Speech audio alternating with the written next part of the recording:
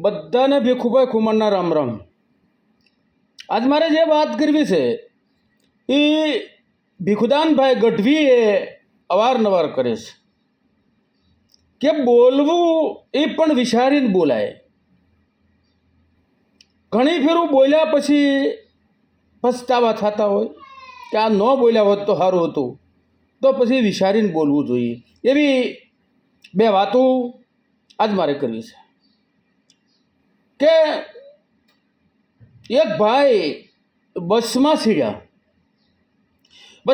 અને બીજા ભાઈની બાજુમાં જઈને બેઠા અને બીજા ભાઈએ પૂછ્યું કે ભાઈ ક્યું ગામ? કે ફલાણું કે ત્યાં તો ફલાણા ભાઈ રહે છે ને ઓળખો જ. એણે જેમ કીધું ને એણે શરૂ કર્યું, ભાઈ એ તો આવો ગાંડો માણા, એ ગેલ હાગરો મારા ને એ આવો છે ને તો ગુંડો છે ને, એમ કરતાં બે કટકા ગાયું મીડ્યો બોલવા કે તો આવી નો છે ને તેવી નો છે ને મીડ્યો ગાયું દેવા. તો એ જે ભાઈએ પૂછ્યું હતું એને કીધું ભાઈ છે ને તમે બે કટકા ગાવી જોશો ને એ મારો હગો બનેવી થાય.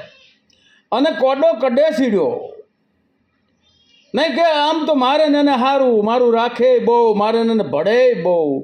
તો એ ભલા માણા બોલતા પહેલાં વિચાર કરીને કે હું બોલું છું. એટલે બોલતા પહેલાં વિચાર કરવો જોઈએ. એવી જ એક વાત, એક ગોરદાદા ભિક્ષાવૃત્તિ કરવા માટે નીકળ્યા છે. એટલે ઘણા ગામની માલપા ફરતા હોય, આ તો ગામ પરગામ એમ ફરે છે. ભિક્ષાવૃત્તિ કરવા માટે ગયા છે. માથે ટોપીમાં છે અને કાછડી વાવી છે, જબ્બો પહેર્યો છે, ડાબે ખંભે જનોય છે, કપાળમાં તિલક કર્યું છે, ખંભે પંસ્યું છે અને પોતે હાથમાં એક ખોટી છે. કારણ કે પહેલાં બ્રાહ્મણો બધાય લોટે જતા કે ભિક્ષાવૃત્તિ કરવા જાય ને હાથમાં ખોટી રાખતા.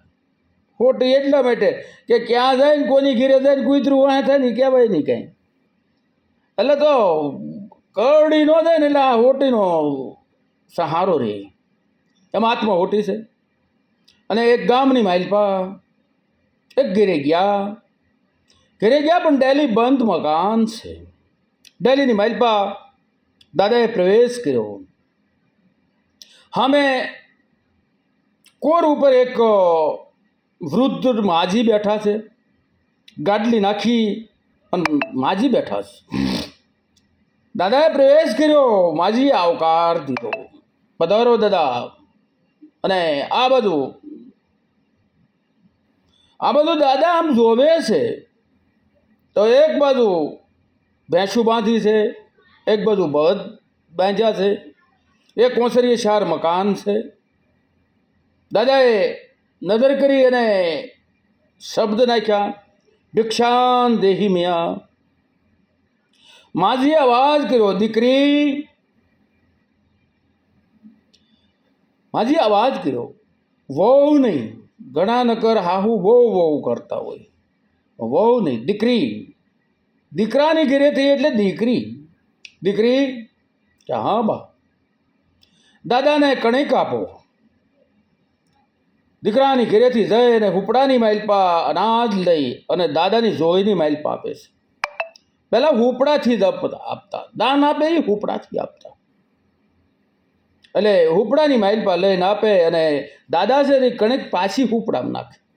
એ પોતાના જે અનાજ હોય એની માલપા નાખતા. આ રિવાજ હતો.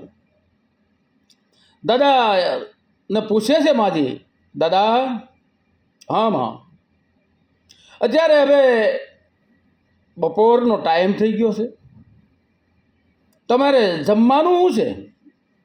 ક્યાં જમશો? અરે માં, અમે તો આ ભિક્ષાવૃત્તિ કરવા માટે નીકળ્યા હોઈએ તો અમારું કંઈ નક્કી ન હોય. જ્યાં અમારો કણિક હોય ત્યાં જમી લઈએ. કે તો અહીંયા જમી લે હો. કે માં જમવામાં તો કંઈ વાંધો નથી પણ અમે અભડાઈ. અમે અભડાઈ એટલે તમારા ઘરે રાંધેલું નહીં, પણ જો તમે મને અહીંયા આપો તો હું રાંધીને જમી લઉં, મારે હાથે બનાવી લઉં. તો શું તમારે બનાવવું છે કે મારે ખીચડી ખાવી છે, બીજું કાંઈ જોતું નથી. જો આપો તો અહીંયા હું મંગાવો કરી ખીચડી બનાવી દઉં. અને માજીએ વાત કર્યો, દીકરી આ દાદાને ખીચડી માટેની સામગ્રી આપો. એટલે દાદાને તપેલી, હાણસી, પાણી, માલપા, મગ દાળ, ભાત અને જાતું આવતું જે પ્રમાણે નિમક નાખવું હતું નિમક આપ્યું છે. દાદાએ પૂછ્યું કે માજી અહીંયા મંગાવો કરું તો કંઈ વાંધો નહીં ને? ના ના ના ના દાદા, બનાવ્યો તમે ખુશીથી રાંધી લ્યો, ખુશીથી રાંધી લ્યો અને અમારે આંગણે બેસીને જમી લેજો.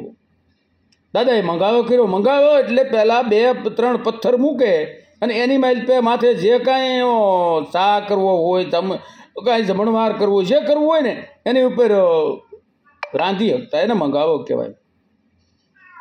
એટલે મંગાવો કર્યો છે અને પોતે એ ખીચડી મૂકી અને દાદા વાતુએ સીડ્યા કે હા દાદા, કે આ એક ઓસરીએ 4 ઓરડા એ તમારા?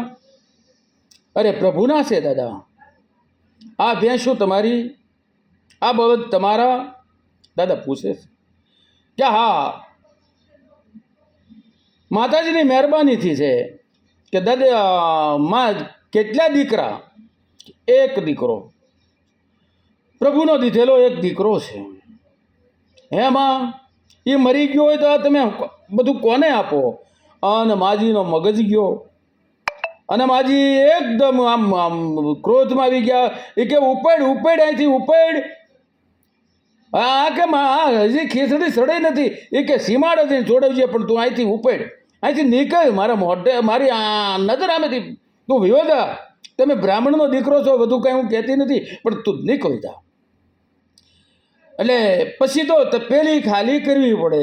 એટલે પોતાને ખંભે જે પંસ્યું હતું એ પંસ્યાની માલપા નાખી અડધી સડેલી ને અડધી કાચી ખીચડી અને પંસ્યાને છેડો વાવીને દાદા નીકળ્યા છે. બજારમાં નીકળે તો એ પાણી ત્રબકતું જાય છે, કારણ કે એ ખીચડી કાચી છે, એમાંથી પાણી નીતરતું જાય છે. એમાં કોઈ માણસે કીધું કે દાદા તમારું કાંઈક ઢોવાય, કારણ કે પાણી પડતું જોયું. એટલે કીધું કે દાદા તમારું કાંઈક ઢોવાય. અને તઈ દાદાએ કીધું કે એ મારા જીભની રહાવે ઢોવાય છે, એ મારા જીભની રહાવે ઢોવાય છે. જો કાંઈ ન બોલ્યો હોત તો આ બધું સડી જવાનું હતું. માટે બોલતા પહેલાં હાથ ફેરું વિચાર કરજો. બોલી ઉપર બધો આધાર છે. અને આમ પછી પછતાવો થાય, બોલ્યા પછી પછતાવો થાય, એ કરતાં ન બોલવામાં 9 ગુણ છે. જય માતાજી.